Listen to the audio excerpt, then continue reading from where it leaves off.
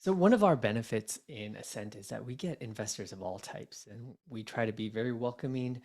You may have been getting a ton of emails from us, but we hope that each one is educational in its own right, so that through this whole process, you're learning a lot more about syndications and how things work, and kind of our general view of the economy.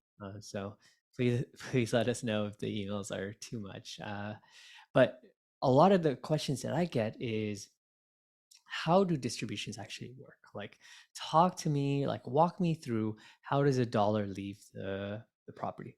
Now, remember, our waterfall, basically, the way that the structure of money coming from our deal, specifically for this deal, is called an 8% preferred return.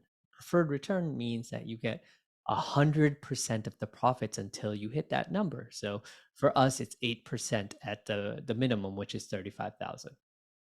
So that means you get 100% of the profits until 8%.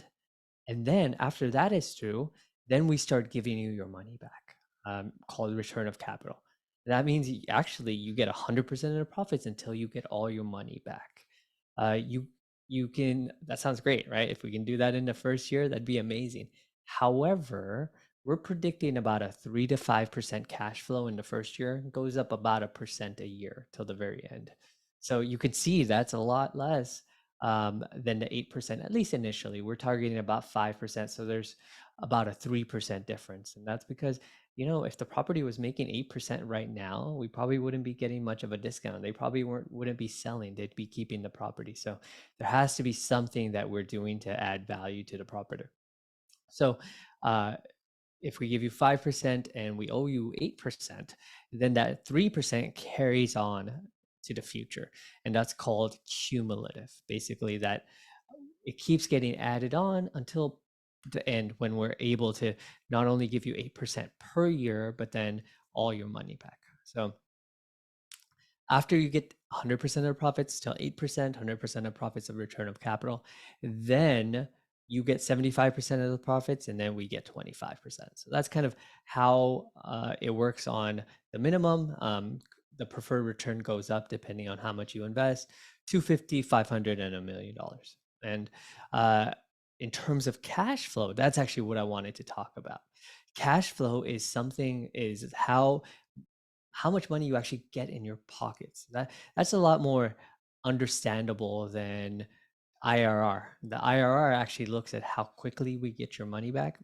So we are predicting about a 1.8 to 2x of your money at the end of 5 years. So divided by 5, that's about 18 to 20% return.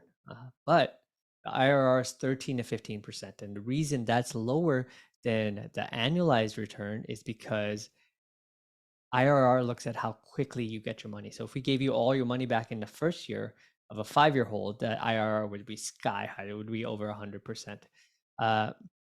But because we're doing it kind of, most of it is backloaded, then the IRR is kind of lower than the annualized number if you just take your total return divided by how many years. So that's kind of how IRR works. Cash on cash is how much money you're making dependent on how much money you put in. So if you put in $100 and this year you get $5, that's a 5% cash on cash. So here we have an example of an investment of $100,000, just to make numbers easy. So in the first year, we're expecting around $5,000 of cash in your pocket. Now remember, this money is tax deferred. You're not paying taxes on this money until we sell the property. So it's a interest-free loan from the government. And if you're in California, then you'd probably be paying up to 50% of taxes on your normal income. So this is worth almost double, right? So almost 10,000. Fortunately, even at the end in real estate, you are kind of capped at paying 25% in taxes, even if you're at the top tax bracket. So about $5,000 in the first year, and then about 7,500 in the second year. And then you actually will see that the cash flow drops a little bit, and there's a reason for that. So the lender is going to give us a little bit extra money to pay themselves back, called an interest rate reserve. I know that sounds a little funny, but it actually takes a ton of risk off the table because we don't have to worry about the interest payments to our lender. All this kind of pressures off our back. We can really focus on getting cash back to our investors, but also uh, doing operations, and that means we're going to have a lot extra cash in the first 2 years, and the first 2 years are normally the most dangerous in a property. However, these first 2 years, there's a lot of economic uncertainty. So we're trying to see how do we sit in a good position that we'll be able to have a lot of cash no matter which way the economy goes.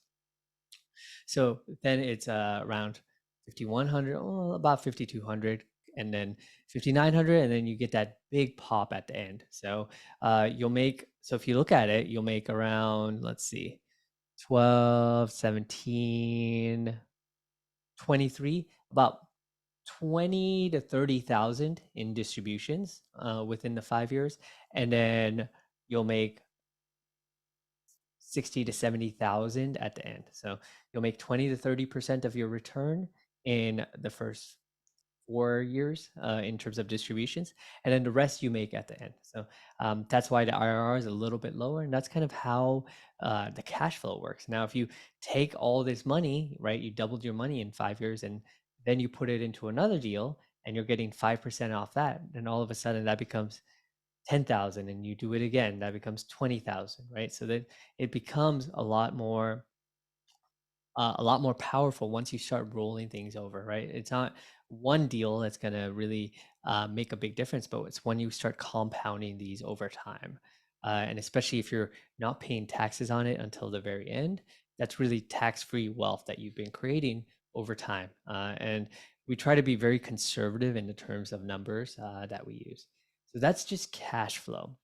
The other thing to look at is depreciation. Now, a lot of people talk about tax benefits of depreciation, and I want to be careful and say that you have to be very careful with who is able to use the depreciation. So if you have a W-2 job, probably can't use it, but I tell everyone it doesn't hurt because it rolls over, and at some point you'll probably be able to use it. You'll own some rental income, maybe you get a partnership K1, you're in a medical building, maybe you start being a passive investor in other businesses, anything that gives you a K1. But so the depreciation for this property, Phoenix is actually pretty uh, aggressive with giving you a lot of depreciation. I actually got 102% for one of my past investments in the first year.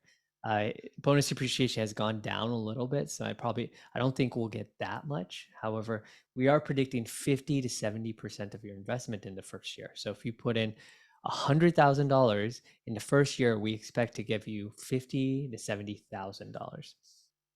Now, if you are able to use that, say you got $70,000 in depreciation, so negative losses, and you have some other income that you're able to use to offset that. Anything partnership, K1, rental income that's positive, then uh, that cancels out. And if you're at the top tax bracket of 37%, that's just $25,000 in taxes that you didn't pay. So off your $100,000 investment, in the first year, you've made 25% return, and we actually haven't given you a dollar. And that's why the depreciation is so important, and so many people are trying to get it. And even if you don't have it right now, it's nice to be able to stock up on it, especially when bonus depreciation is at 80%, because starting in 24, it goes down to 60%, then 40%, and 20%. And in a couple years, it expires. So better to stock up on it now, even if you don't need it, because at some point you're going to own some rental properties. You're going to be invested in a business. You might have a medical office investment. There's other things that you're going to use this depreciation on, and it could be extremely powerful. So those are kind of two things, and the depreciation kind of adds up over time, right? So you get this 25% return on your investment, and you're getting cash flow. So then all of a sudden, that 5% turns to 30% in the first year, and that becomes pretty powerful. And then you start getting into more deals and more deals. Or the other way to look at it is that your $100,000 investment you're getting cash flow from that, but you really only paid 75,000 for that because 25,000 actually would have went to the government.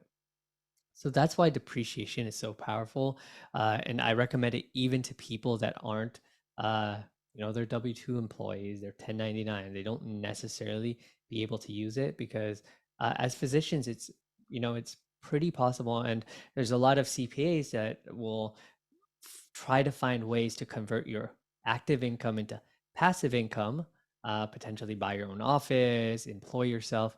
And there's techniques to try to make that passive income so that depreciation actually works against it.